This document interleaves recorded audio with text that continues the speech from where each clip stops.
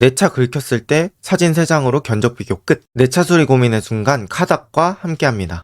오늘은 뭐 여러 가지 또 얘기를 할 수 있겠지만 일단 토트넘 내지는 이제 프랭크 감독이 원하는 그 경기 양상으로 흘러갔다고 해야 될까요? 그러니까 저는 오늘 토트넘의 축구를 뭐 약간 군대 축구 내지는 체력장 뭐 이런 느낌으로 좀 표현을 하고 싶은데 토트넘이 그냥 중원에서 힘싸움에서 시티를 좀 잡아먹었다. 그래서 이거는 토트넘이 체력적으로도 되게 준비가 잘 돼 있다고 느꼈고 또 그 체력을 사실 아무리 체력이 좋다고 해도 그 체력을 90분 내내 쓸 수는 없잖아요. 때로는 체력을 막 풀어냈다가 언제는 좀 아끼면서 기다렸다가 이런 것들을 감독이 잘 조절해주는 능력이 중요한데 토트넘은 오히려 막 경기 종료 10분 전에 체력을 막 쓸 수 있을 만큼 그 체력의 방출과 보관이 잘 됐었다. 그 댐을 이제 열었다 닫았다 하는 것처럼 그런 것들을 저는 아주 잘했다고 봐요. 그러니까 전체적으로. 그 다음에 토트넘은 오늘 경기에서 어떤 식으로 플레이를 했었냐면 던져놓고 싸우기 이거를 되게 많이 했던 것 같아요. 그러니까 오케이 우리 솔직히 지금 멤버로는 세밀한 빌드업 쉽지 않아. 팔리냐가 공을 잘 차는 스타일도 아니고 사르도 뭐 메디슨만큼 볼 잘 차는 그런 스타일 아니잖아요. 그 대신에 이제 체력적으로 에너제틱하게 그런 것들을 해줄 수 있는 자원이기 때문에 짜짜짜짜짜 풀어나간다 이런 느낌보다는 오케이 우리는 그냥 던져놓고 싸우자. 사르 많이 뛰고 팔리냐 그런 경합에서 좋은 모습 보여주고 또 벤탄쿠르도 인터셉트나 이런 거에서 감이 좋으니까. 근데 오늘은 토트넘이 그런 것들이 명확하게 적중을 해버렸다. 니코 곤잘레스, 라인더르스, 셰르키 이렇게 선발 라인업 나왔는데 사실 뭐 경합 상황에서 여러 가지가 있겠지만 셰르키는 또 경합에는 좀 아쉬운 그런 모습들이 좀 있었던 것 같아요. 그래서 이제 중원 싸움에서 토트넘이 맨시티가 원하는 걸 못하게 만든 거. 토트넘도 막 중원에서 세밀하게 돌리고 이런 느낌은 아니지만 맨시티가 원활하게 공을 못 돌리게 만들어준 거. 뭐 중간에 파울도 있고 가운데 쪽에서 힘싸움하고 뭐 이러면서 서로 체력 소모전. 그 다음에 힘을 서로 빼는 그런 느낌으로 갔었는데 토트넘은 어떻게 보면 자신이 있었다고 봐야 될까요? 오케이 너 체력 써 나도 쓸게 근데 나중에 누가 남아있는지 한번 보자 약간 이런 식의 메시지를 던지는 듯한 축구였다. 그래서 토트넘이 결국에는 그런 축구로 잘 잡아냈다 이렇게 볼 수 있을 것 같고요. 여러분들도 아시겠지만 시티가 지난 경기부터 오프사이드 트랩을 좀 자주 쓰고 있어요. 오프사이드 트랩은 이제 공 잡았을 때 이런 식으로 라인 올려놓고 토트넘이 사용할 수 있는 공간을 최대한 적게 만드는 거잖아요.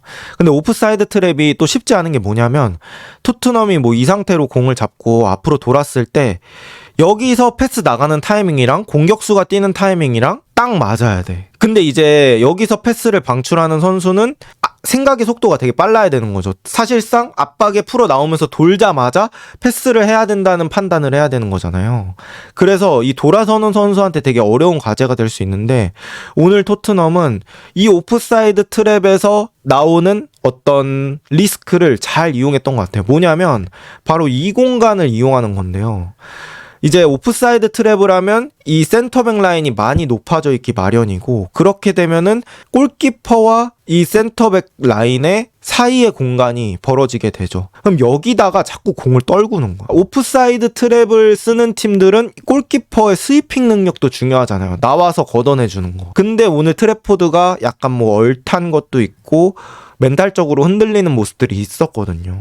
그리고 냉정하게 후벤 디아스도 시티에서 항상 그 수비력의 어떤 일관성을 보여주던 선수였는데 오늘은 또 후벤 디아스도 좀 흔들리는 모습이 있었고 그러다 보니까 토트넘이 이 공간에다가 계속 싸움을 시키는 게 되게 유효했단 말이죠. 그리고 여기다가 큰 바운드로 공이 떨어지면 공격수가 유리할 수밖에 없어요. 여기서 이렇게 바운드가 떨어지잖아요. 그럼 수비수는 걷어내야 되는 방향이 몸과는 반대란 말이죠. 그러니까 수비수는 이렇게 뛰고 있는데 공은 일로 걷어내야 되잖아요. 그럼 어떻게 해야 돼요? 뭐 오버헤드 킥을 하지 않는 이상 쉽지 않아요. 근데 공격수는 여기 달려가는 힘을 이용해서 여기다가 골을 넣는 거기 때문에 이 가속을 붙인 상태로 갈 수가 있죠. 그러다 보니까 이렇게 떨궜을 때는 수비수가 좀 어려운 싸움을 할 수 있는데, 그랬을 때는 트래포드가 또 거리 같은 거 잘 좁혀지면서 야 나한테 헤더해 내가 잡을게 뭐 이런 것들이 됐어야 되는데, 사실 그런 것들도 잘 안 됐고,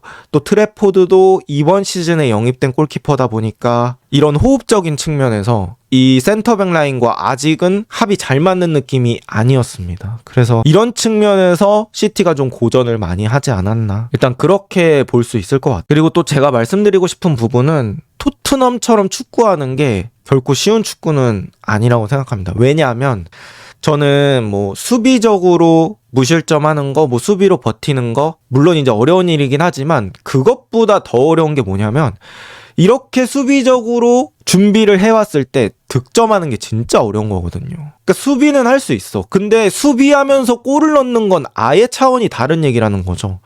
왜냐하면 여러분들도 아시겠지만 기회가 많아야 결국엔 골 넣을 확률이 올라가는 거잖아요. 근데 이거는 솔직히 토트넘의 공격수들은 기회가 그렇게 많지 않다고요. 그러니까 몇 안 되는 기회를 알뜰살뜰하게 잘 살려야 되는데, 오늘은 토트넘의 그 기회를 살리는 능력, 결정력, 이런 것들은 충분히 박수 받을 만하다. 그러니까 어떻게 보면 토트넘 공격수들이 어려운 걸 해냈다. 사실 오늘 경기 중에 되게 미끄러지는 선수들이 많았던 것 같아요. 시티도 그렇고 토트넘도 그렇고, 경기장에 물을 얼마나 뿌렸는지는 모르겠지만 좀 미끄럽더라고요. 근데 이제 토트넘 골 장면에서 한 번 미끄러진 거 이용해가지고 반대쪽에 존슨 뛰는 거 보세요. 존슨 우다다다 뛰어가지고 마무리는 뭐 기가 막힙니다. 존슨. 제가 저번 영상에서도 말씀드렸는데, 존슨은 평가 기준이 딱 명확하지 않을까. 존슨은 골 넣은 날은 잘한 거고 골 못 넣은 날은 아쉬운 날, 이렇게 얘기할 수 있을 것 같다고 제가 말씀드렸던 것 같은데, 오늘도 사실 잘한 날이라고 봐야 돼요. 존슨이 중간에 너무 서운한 슈팅 한 번 있었죠. 후반전에 선수들 주변에 엄청 많은데 자기가 슛 안 해도 되는 상황에서 갑자기 뜬금없는 중거리 가마차기. 그거는 솔직히 많이 서운하거든요. 근데 결국엔 존슨은 골을 넣었잖아요. 골 넣어서 존재감 입증했잖아요. 그러면 이 존슨이라는 선수한테 그 기대하는 기대치는 충족을 해줬다고 봐야 되고요. 그 다음에 여러분들도 아시겠지만 존슨은 슈팅 직전에 터치가 없으면 득점 확률이 기하급수적으로 올라갑니다. 이거는 지난 시즌부터 존슨 봐오신 분들은 무조건 아실 거예요. 터치 0번, 그러니까 논스톱 슈팅일 때 제일 잘 넣는 선수. 컨트롤 해놓고 슈팅하면 슈팅 확률이 떨어지는 선수. 뭐 두세 번 드리블하고 슈팅하면 잘 안 들어가는 선수. 그게 존슨이잖아요. 근데 오늘도 사실 물론 이제 매우 좋은 찬스는 맞았으나 그걸 또 득점으로 연결하는 거는 다른 얘기죠. 근데 존슨이 그걸 또 득점으로 만들었다. 아, 이거는 어쨌든 간 존슨의 그 주무기는 인정을 해줘야 된다. 그래서 이거는 감독들도 어떻게 보면은 그 존슨의 활용법이 명확해서 좋긴 할 것 같아요. 그래, 존슨은 플레이상에서는 좀 기대치를 낮추자. 대신에 존슨아, 너는 공 많이 잡지 말고 그냥 넌 주고 뛰어. 그러니까 농구로 치면은 가드한테 그냥 공 주고 넌 그냥 뛰어. 넌 계속 오프더볼 해. 그래서 갖다 대는 거에만 집중해봐. 뭐 요렇게 얘기할 수 있잖아요. 어쨌든 존슨이 오늘 마무리 해준 것 때문에 토트넘의 이 수비 축구가 유지가 될 수 있었다. 결국 이 수비 축구가 빛나는 건 득점이 있기 때문이라고 생각하거든요.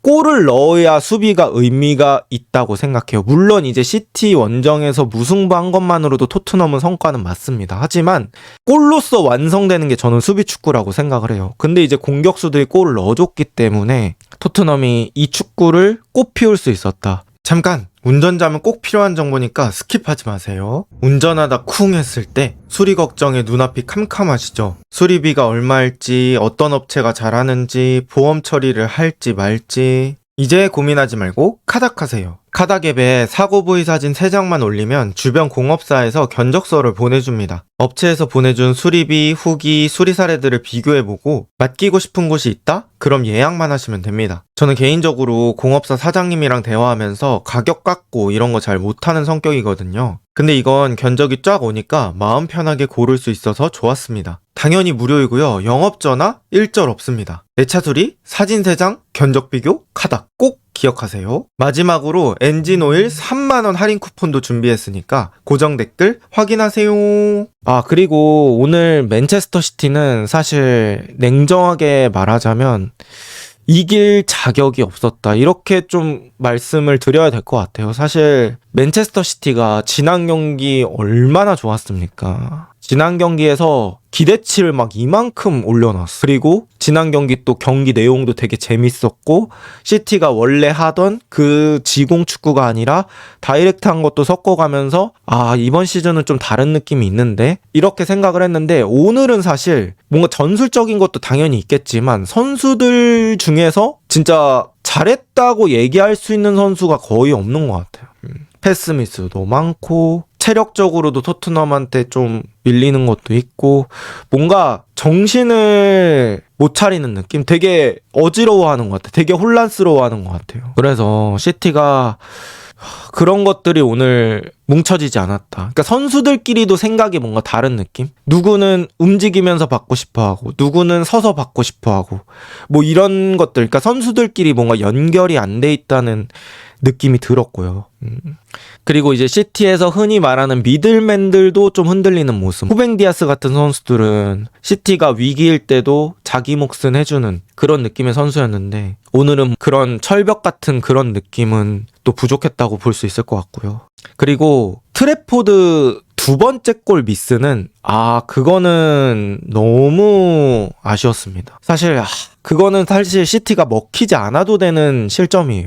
일단 골키퍼한테 제일 어려운 과제가 저는 판단이라고 생각하거든요. 그러니까 감독이 뭐 기본적으로 발밑으로 깔아서 줘라. 우리가 상대가 압박이 높이 들어왔을 때도 패스로 한번 빠져나가 보자. 뭐 이런 지시들은 있었을 거잖아요. 전술적 기조는 당연히 있으니까 트래포드도 그 아래서 게임을 하겠죠. 하지만 거기서 이제 본인의 독보적인 판단이 들어갈 때들이 있잖아요. 대부분 이런 압박 상황에서 그냥 차낼지 패스를 해낼지 뭐 이런 것들이 있는데 트래포드는 딱 입력된 대로만 했던 것 같아. 좀 아래서도 발밑으로 풀어나가는 거를 지금이라도 해야 되나? 했는데 사실 그 판단 자체가 일단 첫 번째 너무 안 좋았어요. 거기서 그 좁은 공간에서 패스를 준다는 게 사실 조금 무리수였는데 두 번째, 이 판단도 판단인데 테크닉도 안 좋았어. 패스를 수비수가 오른쪽에서 달려오고 있으면 왼쪽 발에다가 패스를 줘야 되는데 수비수 오는 쪽에다가 공을 주잖아요. 이거는 완전히 개인적인 미스죠. 이거는 뭐 그냥 뺏으라고 주는 공이니까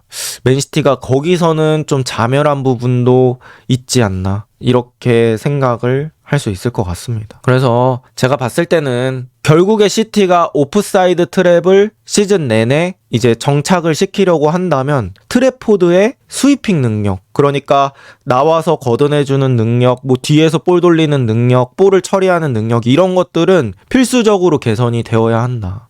결국엔 이거는 골키퍼까지 같이 그 전술을 수행하는 거라고 봐야 되기 때문에 오프사이드 뒤쪽에다가 공을 떨궜을 때 그 뒷공간을 골키퍼가 얼마나 커버해 줄 수 있는지를 잘 체크를 해야 된다. 이런 느낌이 있고요. 또 오늘 프랭크 감독이 저는 또 잘했던 부분이 체력을 잘 안배를 시켜줬던 것 같아요. 누구는 넣고 누구는 빼고, 그리고 전반전에는 토트넘이 오히려 막 적극적으로 전방 압박한 느낌은 아니었거든요. 근데 오히려 후반전에 압박가는 빈도가 더 높아지더라고요. 이거는 프랭크가 계획을 한 건지는 모르겠어요. 맨시티 지난 시즌 분석해보니까 70분 이후로 에너지 급격히 떨어지네? 그러면 우리가 전반전에는 최대한 무실점 기조로 가면서 체력 좀 아껴가지고 후반전에 한번 체력으로 쇼부 봐볼까? 뭐 이렇게 생각했을 수도 있잖아요. 뭐 이거는 제가 확인할 수는 없는 부분이지만 어쨌든 간 프랭크 감독이 선수들이 사람이라는 거를 인지한 거. 그러니까 90분 내내 체력을 빵빵 쓸 수 없다는 걸 배려를 해주는 거. 그런 것들이 저는 좋았다고 생각을 하고요. 또 저는 사실 프랭크 감독이 어려운 싸움 하고 있다 생각해요. 왜냐면 공격형 미드필더 2명, 그러니까 메디슨하고 쿨루셉스키는 토트넘에서 핵심적인 선수들이잖아요. 그러니까 그 선수들이 없는 상황에서 지금 있는 스쿼드, 영입도 솔직히 토트넘 잘 안 됐죠. 이런 상황에서 이 스쿼드를 가지고 지금 토트넘이 운영을 해야 되는데 이 스쿼드의 특성을 잘 파악하고 한 느낌? 예를 들어서 여러분들 지금 팔리냐, 벤탄쿠르, 사르 이런 선수들 있는데 막 이 선수들한테 티키타카 플레이 꼭 해. 뭐 이런 것들 계속 요구. 기술적으로 상당히 높은 축구를 요구한다. 뭐 이랬으면은 사실 이 선수들이 그걸 100% 이행하는 게 쉽지 않았을 거예요. 근데 프랭크 감독이 지금 뭐 미드필더의 성향이라든지 지금 선수들의 성향을 잘 파악을 해가지고 이 선수들로는 이렇게 싸우는 게 좋겠다 해서 오늘은 완전히 경합 싸움으로 막 가져가고 이런 것들이 있었잖아요. 아니, 또 프랭크 감독이 부임한 지 얼마 안 됐지만 그래도 선수단의 특성을 잘 파악하고 그 선수들이 잘할 수 있는 거를 좀 부여를 해주지 않았나. 이런 것들을 좀 느꼈습니다. 그리고 여러분들도 아시겠지만 토트넘 선수들 구성 한번 제가 말씀드려볼게요. 자, 보세요. 포로 지난 시즌 유로파 후반기부터 아주 안정적으로 바뀌었다고 해야 되나? 저는 포로가 그 유로파 후반 단계부터 스텝업 했다고 생각하는 부분이 뭐냐면 볼 처리예요. 볼 처리. 수비 끝나고 앞쪽으로 패스 주는 거, 걷어내는 거, 이 판단이 아주 좋아졌다고 느꼈고요. 그 판단이 되게 군더더기가 없어졌어요. 그리고 좀 공을 이상하게 주더라도 결국에는 안정적으로 우리 동료에게 넘겨주면서 후방 빌드업에서 미스 안 내는 거. 이런 것들이 저는 그러니까 성숙해진 포로 뭐 요렇게 표현을 하고 싶고요. 그 다음에 로메로 반더벤은 뭐 원래도 높은 평가 받았던 선수들이고 그 다음에 이제 스펜스가 사실 완벽한 풀백은 아니에요. 여러분들도 아시겠지만 공격적으로는 좀 아쉬운 부분들이 있어요. 그리고 왼발 사용할 때 좀 아쉬운 거. 근데 1대1 대인 수비는 또 기가 막히거든요. 스펜스가. 그래서 컨디션 좋은 오스카밥이 뭐 스펜스한테 1대1 치더라도 스펜스가 그거를 피해를 최소화시켰다. 또 이 미드필더 3명도 보면은 수비적인 성향의 미드필더 3명이에요. 팔리냐는 뭐 말씀 안 드려도 아시겠죠. 완전히 얘는 그냥 수비형 미드필더. 우리가 흔히 말하는 홀딩 미드필더고. 벤탄쿠르도 수비형 미드필더. 거기다가 조금 더 공을 잘 차는 육각형 느낌이 있긴 하지만 어쨌든 인터셉트 좋고 뭐 슬라이딩 태클 좋고. 그 다음에 사르. 제가 아까 우스갯소리로 이런 표현을 했는데 사르는 수비형 공격형 미드필더다. 그러니까 공격형 미드필더 자리에 서는 선수지만 수비형이다. 이런 느낌으로 말씀을 드렸었는데 사르가 가운데서 엄청나게 많이 뛰면서 또 수비로 내려올 때 리커버리도 잘해주고 전방에서 압박할 때도 큰 역할을 해주고 그래서 이런 게임 양상에서는 또 사르가 잘 통하는 유형이 아니었나 싶고요. 그 다음에 여러분 쿠두스 보세요. 쿠두스는 진짜 영입 잘했다 이런 생각이 드는 게 후반전에 아무래도 도쿠가 1대1 능력이 좋다 보니까 도쿠 쪽으로 이제 공 받고 도쿠가 1대1 하는 순간들이 많았어요. 근데 이제 포로도 경기 시간 뭐 70분 80분 지나면서 체력이 떨어지는 타이밍인데 여기서 혼자 막았다면 또 뚫렸을 수도 있겠죠. 근데 여기서 쿠두스가 진짜 미친 듯이 수비 지원을 해줍니다. 그러니까 사실 축구 선수는 축구를 잘하는 게 맞는데 여기서 이런 태도가 되게 저는 중요하다고 생각하거든요. 그러니까 내가 체력이 있는 한 다 쓰면서 할 거 해주는 거. 그러니까 이렇게 축구하면 싫어할 수가 없죠. 팀을 응원하는 팬분들 입장에서는. 이렇게 끝까지 와가지고 수비적으로 열심히 기여를 해주는데. 그래서 이런 것들에서 쿠두스의 어떤 책임감, 팀적인 마인드 이런 것들을 좀 파악할 수 있지 않았나 싶습니다. 그래서 토트넘이 오늘 선수 구성이 수비적인 성향의 선수들이 많았는데 그런 것들이 잘 맞아 떨어졌다. 그리고 그런 수비적인 성향의 선수들을 시티는 오히려 끌어냈어야 됐는데 거기서 실수를 해서 실점을 해서 자기가 뭔가 자멸한 느낌이 있었다. 그리고 또 하나 얘기하자면 시티도 따라잡을 기회가 있었어요. 여러분들도 아시겠지만 토트넘이 뒤에서 공 한번 돌리다가 그 미스한 거 있잖아요. 그 홀란드가 거기서 사실 원래 홀란드라면 뭐 직접 슈팅을 할 수도 있는 충분한 위치였는데 이제 거기서 패스를 했는데 패스가 좀 길게 갔죠. 그러니까 간단하게 말하면 토트넘은 넣을 거는 다 넣고 시티는 넣을 거 못 넣어가지고 분위기를 반전을 못 시켰다. 그래서 오늘은 토트넘도 잘했고 시티도 자기 축구를 못했다. 자기가 원하는 것들을 못했다. 이렇게 느꼈습니다. 로드리는 그래도 들어와가지고 뭐 반대 전환 몇 번 때려주기도 하고 핏이 올라오면은 나쁘지 않을 것 같다는 느낌 들었습니다. 그래도 몇 분 안 됐지만 들어와가지고 반대 전환 여러 번 성공시켰잖아요. 그래서 확실히 그런 반대 전환이라는 무기는 로드리가 독보적으로 가지고 있는 도구다. 이런 것들을 많이 체감할 수는 있었어요. 그리고 한 가지 덧붙이자면 존슨이 이제 2경기 2골이잖아요. 이 흐름대로 가면 38경기 38골 득점왕 페이스입니다. 일단 2경기까지는. 네, 엄청난 페이스예요, 지금.